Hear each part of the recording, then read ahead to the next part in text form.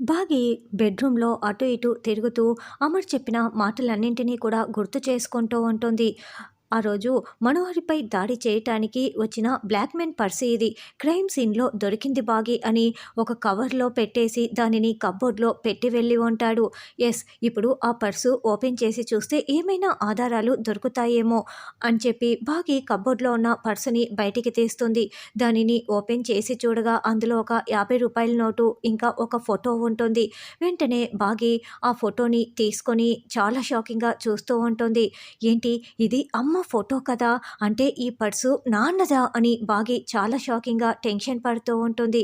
అమ్మ ఫోటో ఈ పర్సులో ఉంది అంటే ఖచ్చితంగా ఈ పర్సు నాన్నదే. అంటే మనోహర్‌ని చంపాలనుకుంటున్న బ్లాక్‌మెన్ మరెవరో కాదు నాన్ననా అని బాగి చాలా టెన్షన్ పడుతూ ఏడుస్తూ ఉంటుంది.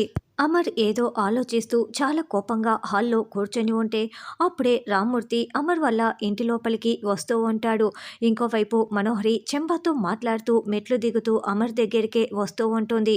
ఇక బాగి అయితే వాళ్ళ నాన్నే బ్లాక్మెన్ అని నిజం తెలుసుకొని అయ్యో ఏంటి నాన్న ఇలా చేస్తున్నావు అని చాలా కంగారు పడుతూ టెన్షన్ పడుతూ ఉంటుంది. బ్లాక్ మనీ రామూర్తని అమర్‌కి కూడా నిజం తెలిసే ఉంటుంది. కాబట్టి ఇప్పుడు బాగి అమర్ రామూర్తికి ఎలా స్వీట్ వార్నింగ్ ఇవ్వనున్నారు అన్నది రానున్న ఎపిసోడ్‌లో తెలుసుకుందాం.